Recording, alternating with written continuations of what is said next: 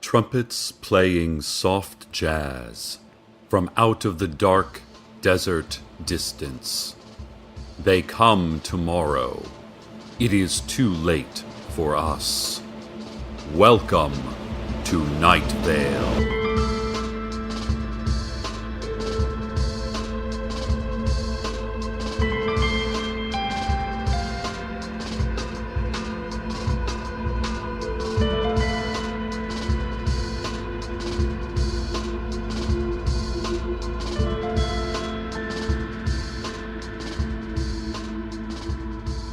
Did you know there's a faceless old woman who secretly lives in your home? It's true. She's there now. She's always there, just out of your sight. Always just out of your sight. Because you cannot see her, you were probably completely unaware that this woman likes to sift through photos of you and your loved ones. She softly touches each face as if wishing it were her own, or perhaps claiming it as her own, or perhaps simply cursing that person. It's hard to say. You've never seen her doing this. The faceless old woman who secretly lives in your home does lots of things. Ever wonder why your web browser's history is filled with Bing searches for, quote, pictures of dead wolves, or, quote, the melting point of birds? Or why sometimes your shower drain gets clogged with organ meats? Or why sometimes you hear crying from behind the walls? Or scratching at the front door. Or you awaken to find long silver hairs on the pillow next to you. Or maybe you've never noticed any of those things. You've lived your life to this point completely oblivious to this old woman who has no face. And truth be told, I think she's probably harmless. But maybe you shouldn't sleep in your home anymore, just in case. Ladies and gentlemen, Dana has continued to send me texts from beyond the tall, black fences of the dog park. Even though the dog park is forbidden to citizens and their dogs, Dana managed to get in and is now trapped there for who knows how long. First off, she says she's okay. She says she has met some nice people and she's never bored. She met the man in the tan jacket who has been haunting this city for the past few months. In fact, Dana says the man in the tan jacket is quite nice, and they've really struck up quite a friendship. She's still trying to figure out what the man's involvement is with the hooded figures and the recently deceased Apache tracker, and the tiny underground civilization of warmongers who live below Lane 5 of the Desert Flower Bowling Alley and Arcade Fun Complex. He has seemed to pop up in relation to a lot of strange events. She's also trying to figure out what he looks like. Every time she steps away from that guy, she can't remember a thing about him, just that he's wearing a tan jacket and carrying a deerskin briefcase. Oh, and that briefcase, Dana says, is kind of weird because it's full of flies. And that's kind of creepy, at first, until you realize that he's a fly salesman and that they're all trained. They can retrieve mail and speak German and play dead and all kinds of cute things. She says he's a pretty cool guy if you get to know him. Oh, and I almost forgot. Dana wonders if any listeners with a good arm can get kind of close to the dog park and throw some beans or chips or beef jerky or something over the tall fence. She's very hungry. In fact, it took me a while to get through her typos, listeners. She must be shaking really badly. And now a public service announcement from the Greater Night Vale medical community. Are you feeling run down, even after 8 hours of sleep? Are you having trouble breathing between the hours of 2 and 4?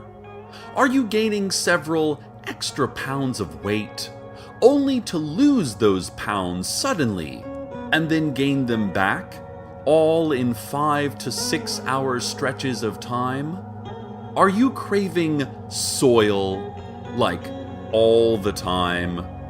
Rich, dark soil that you just want cooling your tongue, filling your throat, your sinuses, your lungs, your belly? Are you digging up the earth in the early morning, screaming at the half-formed sun, as if it would cordially leave, returning you to the darkness you so richly deserve and psychologically demand? If you answered yes to all of those questions, then you're fine. The program is working. All tests have been successful, and Phase 4 is imminent. This has been Community Health Tips. More on the faceless old woman who secretly lives in your home. She has issued a statement to the media just now. Here is that statement. I'm confused. There's no sense to how you organize the objects in your fridge. I cannot determine any sense of order. What systems do you use to contain your vegetables, your cans, your jars, your food stains? There are stains. Organic brown and pink smears that tell the esoteric history of your food. I like the yellowish one near the crisper because I think it is the oldest. It has a topography. Oh, I do not like all of these bugs you have in your home. I like some of them. I also changed your sheets. You do not change your sheets enough. I do not think you are unsanitary, but I think you would feel better if you changed your sheets from time to time. And time is weird because it doesn't exist for me in the same way, so your sheets are already covered with your bones and hair and blood, but not yet. Not really yet. I wish you could see me, just cleaning and reorganizing, making sense of the nonsense plants and mussels in your fridge, but you never look. If you would just glance left or right every so often, you'd see me. I'm right next to you, right now. I'm even in the mirrors. But you just stare at yourself, staring only at your overripe potato of a face. I'm there in every mirror if you could just look for me in the background behind you. Also, what's your Wi-Fi password? So that's the old woman's special announcement. I have no idea how we received that recording, who recorded it, or how an old woman with no face, and by extension, no mouth, could speak so clearly. But it was very informative. Maybe you should try paying more attention when you're at home. Or better yet, destroy all of your mirrors.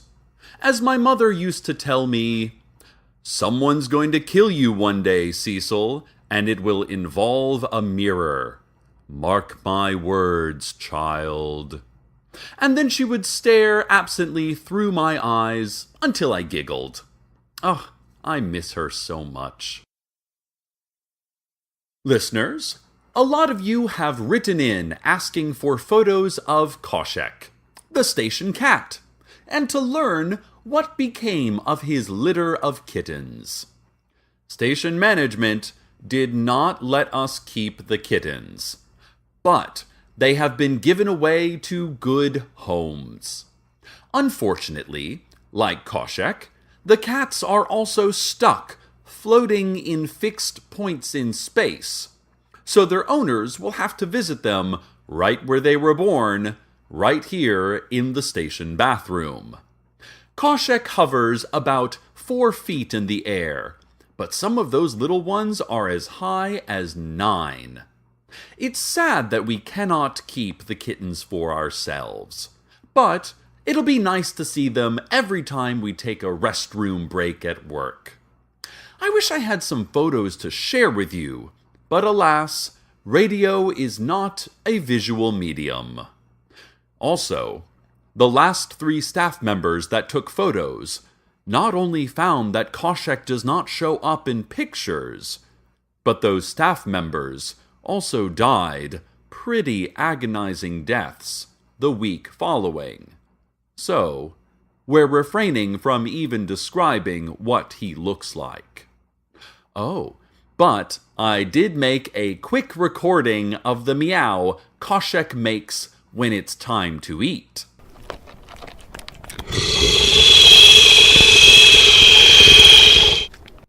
Like I said, I'm not a cat person, but Kociątek has found a truly special place in my heart. I'm getting word that authorities are surrounding your home.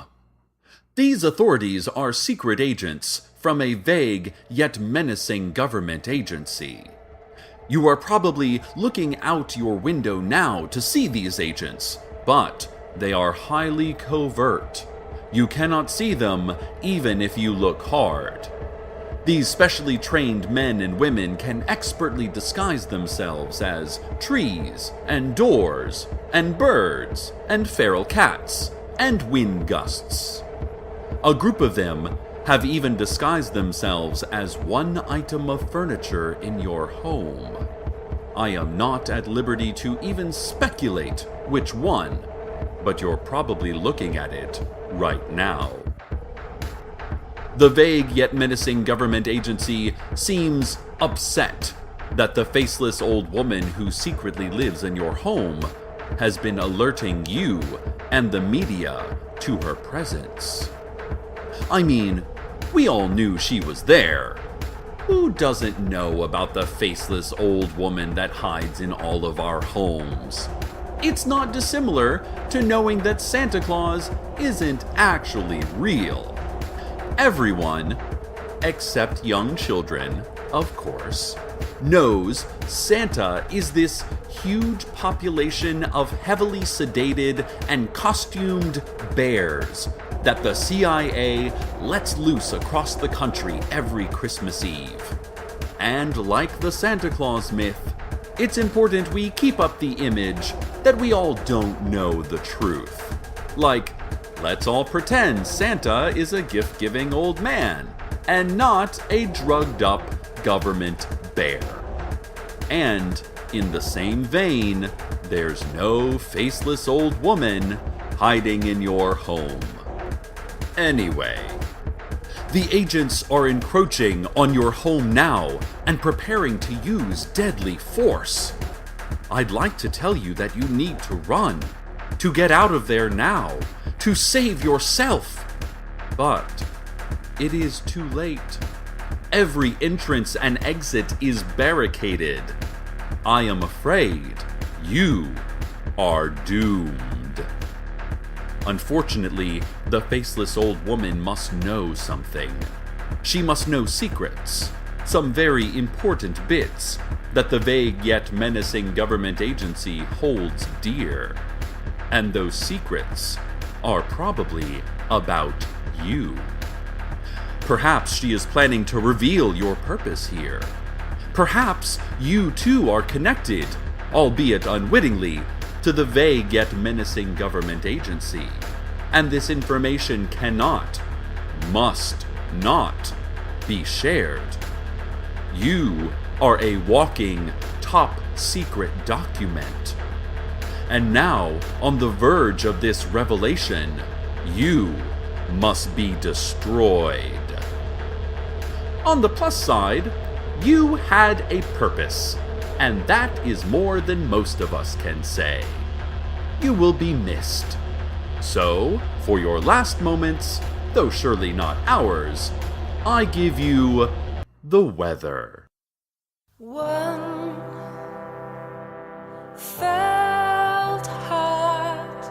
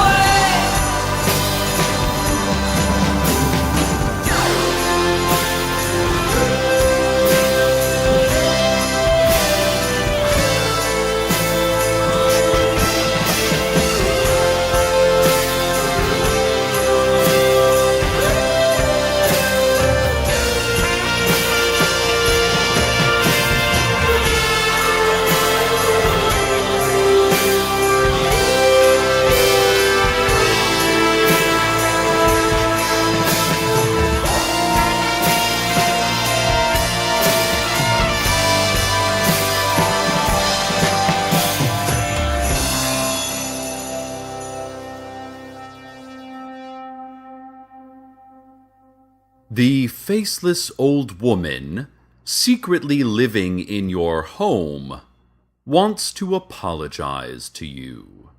She has issued another statement. I'm sorry. Mostly I just wanted to figure out how to get online. I reset the wireless router and that helped, but you use Chrome and you never clear your cache or history, and it was so slow. I downloaded Firefox for you and that seems to be working much better. I heard the mayor is retiring, and I wanted to know if mayoral candidates were required to have faces. I have some good ideas I think would help this town. Like, one thing I think is we can increase school funding while still lowering taxes. It's an innovative plan, and I'm going to build a website that explains it, and other great ideas I have that could help this town. I'm very excited to announce my candidacy for Night Vale mayor. Also, I lit your fridge on fire. It was upsetting me. Now I'm smoking a cigarette and notating your copy of Infinite Jest. She didn't leave a name or a website URL. And I'm not sure how she can read websites or books at all without a face, and by extension, eyes. We've also received word that the covert agents from the vague yet menacing government agency have retreated and have obviously not used deadly force, as you are still alive, regardless of how dead you feel inside. They did, however, release several thousand spiders into your home. Fortunately for you, like the faceless old woman, you will be unable to see these spiders unless you look closely. They are highly trained spiders, moving just outside of your periphery. But, and this is also just like the faceless old woman, from time to time you will feel them brushing against your soft cheeks and lips as you sleep. So, keep your eyes open. Listeners, let us all keep our eyes open. It's not always easy knowing who and what wants to be seen.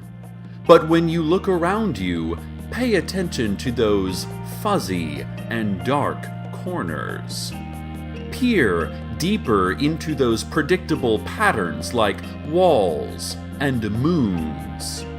Furrow that brow and seek visual truth, Night Vale. If you could only see what you're not seeing. If you could only take in all the complex layers of horrors that lie just beyond your range of sight. If you could only see the world as it really is. It is awful, and on fire, and beautiful. Listeners, stay tuned next for our newest hit program, Open-Mouthed Chewing. Tonight's topic, glass shards. How to make the most out of a bad situation. Until next time, good night, Night Vale. Good night.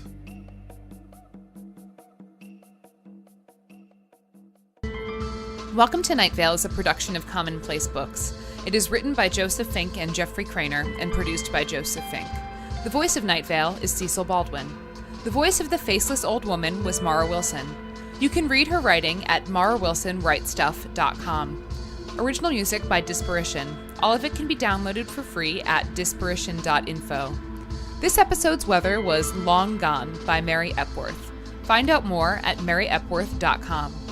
Want to have your music featured in the weather section? Want to contribute your talents to the show? Just want to say hi? Email us at nightvale@commonplacebooks.com or follow us on Twitter at Nightvale Radio.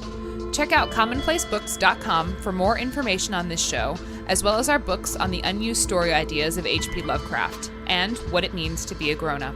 And while you're there, consider clicking the donate link. That would be cool of you. Today's proverb: the human soul weighs 21 grams, smells like grilled vegetables, looks like a wrinkled tartan quilt, and sounds like bridge traffic.